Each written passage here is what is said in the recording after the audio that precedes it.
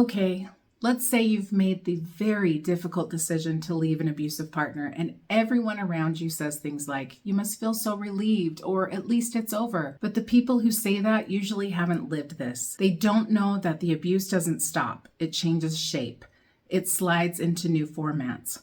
It becomes quieter and harder to explain. And when addiction lives inside the relationship, the post-separation phase takes on its own distinct patterns. Welcome. If you're new here, I'm Bonnie Adams, a licensed therapist who specializes in helping people recover from addiction and abusive relationships. This, as with all of my episodes, is not medical advice. If you are in need of immediate assistance, please reach out to the National Domestic Violence Hotline or emergency services near you. The public thinks addiction is the main driver. Survivors know different. The abuse was always about power. The substance use just made it easier to deliver. And in the post-separation phase, the addiction history becomes part of the strategy. Sometimes recovery gets used as a tool, and sometimes relapse becomes a threat. Sometimes sobriety becomes a shield that protects the abuser from accountability. And you end up navigating two realities at once: the old abusive pattern, and the public story the abuser is now telling. Lundy Bancroft once wrote that abusers do not become abusive because they lose control. They become abusive because they want control. And that framework becomes painfully obvious after separation. You see the intention, you see the choices, the tactics become more refined, the abuse becomes more strategic, and the audience becomes a bigger factor than the target. You are no longer the only person being managed. Now the abuser is managing you, the kids, the professionals, the friends, the family, the court, the therapist, the recovery community. It becomes a full-scale performance. Evan Stark, another brilliant researcher in this field, and one of the many reasons some courts are now recognizing coercive control as the underpinning of domestic violence, called coercive control a form of liberty crime. It is abuse that steals your freedom, not just your safety. And that idea fits the post-separation stage better than any other stage. You may not be physically trapped anymore, but the abuser is still shaping your choices, still influencing your actions, still inserting themselves into your mental space. Stark talked about how victims adjust their behavior out of anticipation rather than reaction. And that describes post-separation life for so many survivors. You learn to predict the next move. You adjust before it happens. Your body prepares hours or days in advance. When addiction intersects with that dynamic, the system gets even more complex.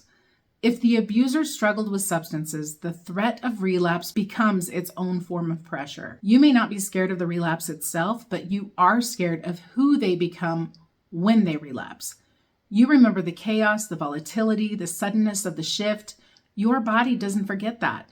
So even if you're no longer in the home, your nervous system still reacts to cues. A late text, an abrupt request, a sudden shift in tone, a social media post that sounds way too calm. Your body doesn't wait for the proof, it just prepares. And if the abuser is in recovery, the narrative often flips. Recovery becomes a stage. Abstinence becomes a PR campaign. It can be used to cast doubt on your story. Well, I'm sober. I'm doing the work. They're the unstable one. They're vindictive. They're just trying to punish me. That dynamic is common in systems where the abuser is articulate, convincing, invested in their image, or eager for validation. Recovery communities sometimes become a new audience for the abuser, and your experience becomes the inconvenient detail that doesn't fit the redemption arc they prefer to present. Survivors of post-separation abuse describe a type of whiplash. One minute, the abuser is apologetic. The next minute, they're explosive. And one moment, they claim they want peace, but the next moment, they file paperwork or send a long message meant to intimidate you. The unpredictability becomes the point.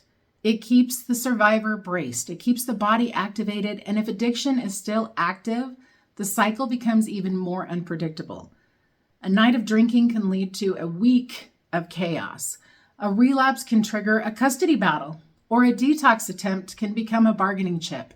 Everything becomes leverage. Parents who share children with an abusive addict face unique patterns. Every contact exchange becomes a ritual of anticipation. Every phone call from the school or daycare becomes a moment of dread, and even neutral interactions feel loaded.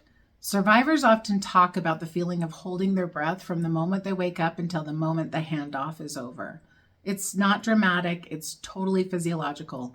The body doesn't know that the relationship has ended, it just knows that a threat still exists. But when the abuser enters recovery, a different pattern emerges. The survivor becomes the one who won't let go of the past. The abuser may talk about accountability or growth in public settings while still weaponizing the same old tactics behind closed doors. They may withhold information about the children, they may threaten legal action, they may use recovery language to shame or manipulate. You're just triggered, or you're projecting, or you're not working on yourself.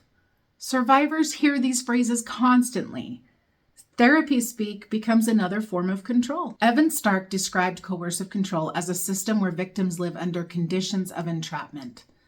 That sense of entrapment doesn't disappear after leaving. In many ways, it intensifies because now you have less access to information and less ability to predict the abuser's behavior. When addiction is involved, you also have less ability to predict their mental state.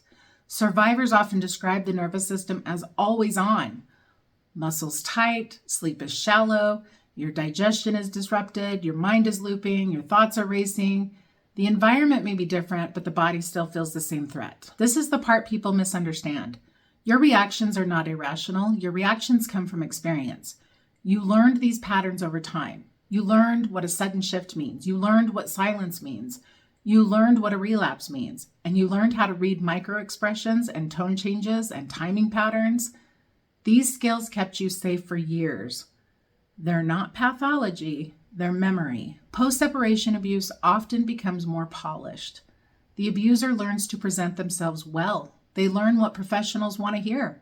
They prepare lines, they prepare evidence, they prepare narratives. Meanwhile, the survivor appears tired, overwhelmed, anxious, or unsure. This contrast creates credibility issues, though, and this is common. It's a larger pattern. It's something that Bancroft spent years documenting. Abusive people often look good on the outside because they devote so much energy to impression management, while survivors are devoting every ounce of their energy to just surviving. Now, addiction adds another layer to the public performance. A sober abuser can look so inspirational. They can appear disciplined, mature, humble, accountable. They can present a story of redemption. They may even believe their own story. Survivors know that sobriety does not erase entitlement. Sobriety does not erase the belief that you exist to meet their needs, and sobriety does not erase the manipulation skills they honed over years. Many survivors report that the emotional abuse gets smarter in sobriety, not better. Fewer explosions, but more strategy. And children feel these dynamics too. They don't need to be coached. They don't need to hear the story. They pick up the tension between parents. They sense when one parent feels unsafe, and they notice when one parent is unpredictable. Children describe stomach aches, headaches, trouble sleeping, trouble transitioning between homes. These symptoms aren't imaginary. They're their little nervous systems responding to the instability. Post-separation abuse also shows up in social systems. Abusers will appeal to the police and to therapists and to judges. They frame themselves as victims of a hysterical or vindictive ex. Survivors then feel pressured to stay composed at all times. They feel pressure to prove that they are rational. They feel pressure to hide their distress. And every interaction becomes a test. It's absolutely exhausting. Addiction history can become part of the smear campaign. Abusers may claim they used because of you. They may claim they relapsed because of stress you created. They may claim you are the unstable one and they are the one getting healthy. They may even use recovery phrases as weapons, like telling you you're codependent or enmeshed or reactive or trauma bonded. The irony is painful, but the tactic is very common. The post-separation stage is a phase where abusers try to rewrite the history. And if you survived one of these relationships, then you know exactly what I'm talking about here. They rewrite the entire relationship, their own behavior, your reactions. Recovery communities sometimes unknowingly support this rewriting because they only hear one side. Survivors get painted as obstacles to recovery rather than people responding to ongoing harm. The abuser's sobriety becomes the lens through which everyone judges your behavior. Lundy Bancroft talked about how abusers rewrite narratives to make themselves the hero or the victim, and Evan Stark talked about how coercive control continues across time and space. When you combine these two insights, you get a realistic picture of what survivors face after leaving. You're not dealing with a person who's out of control. You're dealing with a person who is very much in control, very much intentional, and very much invested in keeping power. When addiction and recovery are part of the relationship, the post-separation phase becomes a tangle of old patterns, new tactics, and public narratives. You see the contradiction between who they say they are and how they still behave. You see the gap between their recovery story and the reality of their continued control. You see the ways systems fall for the performance while you continue living the aftermath. Survivors often reach a point where they feel like they are living in two different worlds. The public world, where the abuser looks calm, sober, reasonable, and composed. And the private world, where the same patterns of intimidation, unpredictability, and control continue. That split is disorienting.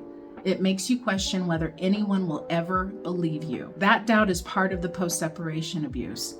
And the isolation is part of the tactic. The whole point of discussing this is not to give instructions. The point is to understand the architecture of this phase, to name what happens in silence, to identify the patterns that repeat across many survivors, to show that you're not imagining the ongoing control.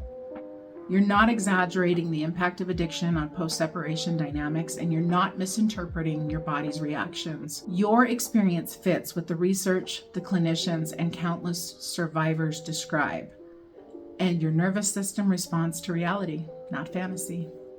Post-separation abuse in the context of addiction is a long, complicated, shape-shifting experience.